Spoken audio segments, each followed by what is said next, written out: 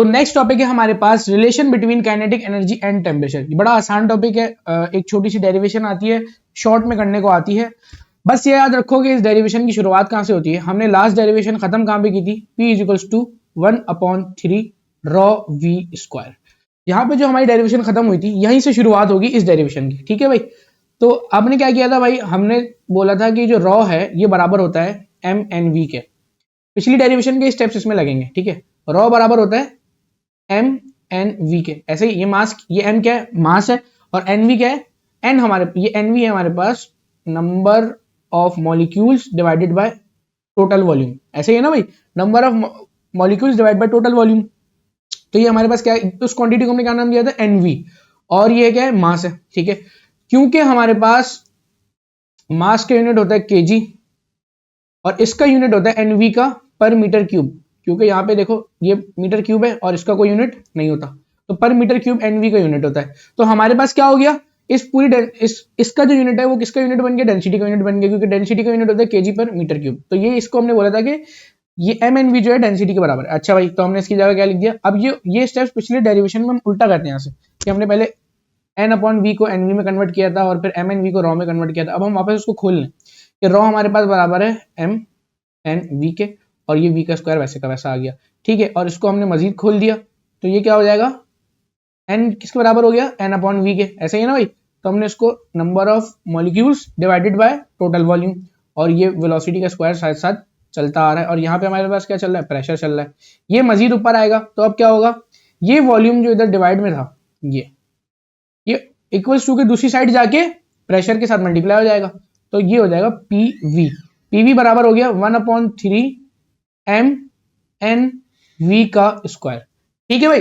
तो हमारे पास अब जो प्रेशर है ये किसके बराबर, अच्छा अब देखो यहाँ पे तुम लोगों ने देखा होगा, तुम लोगों को बात पता है, हम जनरल गैस इक्वेशन को ड्राइव कर चुके हैं। जनरल गैस इक्वेशन के मुताबिक पीवी बराबर होता है nRT के, सही है। तो हम यहाँ पे nRT को लिख देंगे, इसकी जगह nRT लिख देंगे, तो ये आ जाएगा nRT बराबर हो गया है 1/3, और ये क्या हो जाएगा, मास n और v स्क्वायर, सही है। देखो हमें रिलेशन पता करना है काइनेटिक एनर्जी और टेम्परेचर का, यानी कि हमें इस डेरिवेशन में कहीं ना कहीं से काइनेटिक एनर्जी लेके आनी है, ठीक है। अब काइनेटिक एनर्जी का फॉर्मूला तुम्हारे जहन में क्या है, 1/2 mv स्क्वायर, ठीक है। हमें किसी ना किसी तरीके से अपनी इक्वेशन को 1/2 mv स्क्वायर की तरफ लेके जाना। अब अगर हम देखें कि हमारी जो ये वाली साइड है, ये जो साइड है, इस साइड में हमारे पास 1/3 m n और v स्क्वायर आ गया। अगर मैं किसी तरीके से इस n को खत्म कर दूं, इस 3 को खत्म कर दूं और इसकी जगह 2 ले आऊं, तो मेरे पास 1/2 mv स्क्वायर बन जाएगा। तो अब हम क्या करते हैं, हमने बोला इस n को खत्म, सबसे पहले तो हमें इस n को खत्म करना है, ठीक है। तो n को खत्म करने के लिए मैं ये वाला जो है ना, ये किसके बराबर होता है, ये n बराबर होता है भाई, हमारे पास नंबर ऑफ मोल्स के डिफरेंट फॉर्मूलाज होते हैं, फर्स्ट ईयर केमिस्ट्री में तुम लोगों ने पढ़ा। उसमें एक फॉर्मूला क्या होता है, नंबर ऑफ मोल्स बराबर है total molecules divided bye Avogadro number के, सही है। ये Na क्या होता है, एवोगैड्रो नंबर होता है।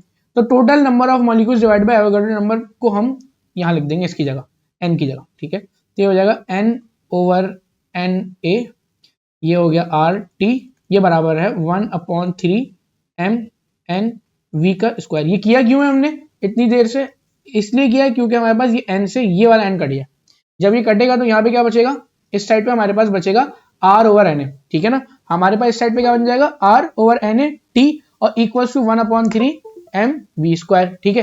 तो अब हम क्या करेंगे भाई, हमने इनको इस तरीके से लिख दिया, R/Na t equals to 1/3 mv का स्क्वायर।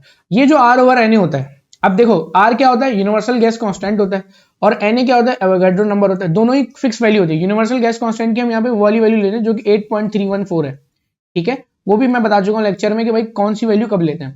तो R की वैल्यू जब हम 8.314 लेते हैं, और जो Na की वैल्यू 6.02 एक्सपोनेंट 23 लेते हैं, तो ये मिला के एक फिक्स वैल्यू बनती है, जो बनती है 1.38 एक्सपोनेंट 23 प्लस 23, ठीक है।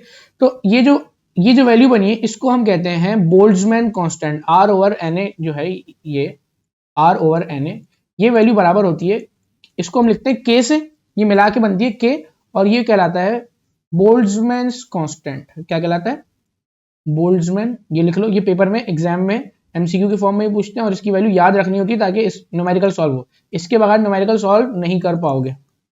कहलाता है बोल्ट्जमैन कांस्टेंट, और इसकी जो वैल्यू है वो क्या है, वो है ये 1.38 एक्सपोनेंट 23 प्लस ना, मतलब प्लस ना भी है तो उसका मतलब प्लस ही है, ठीक है, कुछ भी नहीं है तो प्लस है, ठीक है, एक्सपोनेंट 23, ये वैल्यू याद रखो। अब यहाँ पे जो आर ओवर एन ए बचा है इसकी जगह हम लिख देंगे के टी, के टी बराबर है 1/3 एम वी के स्क्वायर के। लेकिन हमें अगर काइनेटिक एनर्जी, देखो हम काइनेटिक एनर्जी के फॉर्मूले की तरफ जा रहे हैं इस साइड पे, अगर हम किसी तरीके से इस 3 को खत्म कर दें और इसकी जगह 2 लें तो ये हमारा काम आसान हो जाएगा। अगर मैं इस साइड पे, अगर मुझे इस 3 को खत्म करना है तो मैं मल्टीप्लाई में 3 करूंगा, तो इससे और ये 3 कैंसिल हो जाएंगे, और मुझे अगर अपॉन में 2 लगाना है तो मैं यहाँ पे अपॉन में 2 लगा दूंगा ताकि ये 2 उधर जाके मल्टीप्लाई हो जाएगा, 3 तो खत्म हो जाएगा। तो यानी कि अगर मैं इस साइड को 3/2 से मल्टीप्लाई कर दूं, ये पूरी 3/2 की वैल्यू है, इससे मैं अगर इस साइड को मल्टीप्लाई कर दूं तो मेरा काम हो जाएगा। अगर, लेकिन मैथ्स का रूल है, जो मैं इस साइड पे करूंगा वही मैं उस साइड पे भी करूंगा, तो इसलिए हमारी बुक में उन्होंने बोला है कि हम जो है बोथ साइड्स को मल्टीप्लाई कर देंगे 3/2 से। तो हम यहाँ पे पेपर में भी तुम एक लाइन लिखोगे, मल्टीप्लाइंग बोथ साइड्स बाय 3/2, ठीक है, मल्टीप्लाई बोथ साइड बाय 3/2। तो अब मैं यहाँ पे लिख दूंगा भाई बोथ साइड पे 3/2, इस साइड पे मैंने लिख दिया 3/2 KT, और इस साइड पे मैंने लिख दिया 1/3 mv स्क्वायर मल्टीप्लाई बाय 3/2। सही है। अब क्या होगा, इस 3 से ये 3 कैंसिल हो जाएगा और बचेगा क्या 2, ये 2 उधर आके मल्टीप्लाई हो जाएगा। तो हमारे पास बचा ये चीज को, मैं इस वाली साइड को मैं पहले लिख लूंगा, इस वाली साइड को पहले लिख लूंगा, तो ये बच जाएगा 1/2 एम वी का स्क्वायर, ये हो गया हमारे पास हाफ एम वी स्क्वायर बन गया, और ये दूसरी साइड मैंने इस साइड पे लिख दी तो उसमें कोई मसला नहीं है, ये बराबर है 3/2 KT के।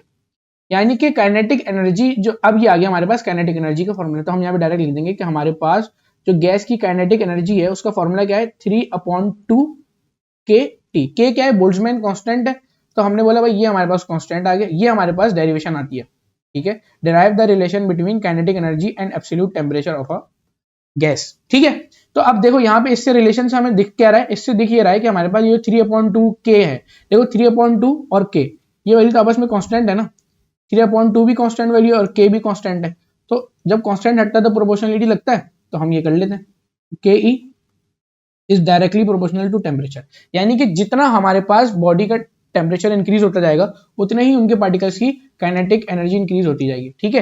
तो इससे हमने नतीजा निकाला कि हमारे पास गैस जो है वो डायरेक्टली प्रोपोर्शनल, गैस का टेम्परेचर डायरेक्टली प्रोपोर्शनल है काइनेटिक एनर्जी के, ठीक है भाई। ये फॉर्मूला तुम्हारे न्यूमेरिकल के लिए बहुत ज्यादा इंपॉर्टेंट है, एक ना एक न्यूमेरिकल आ ही जाता है इस टॉपिक का, ठीक है भाई। तो यहाँ पे हमारा पहला चैप्टर खत्म होता है, मिलते हैं अपने नेक्स्ट लेक्चर में इंशाल्लाह। अल्लाह।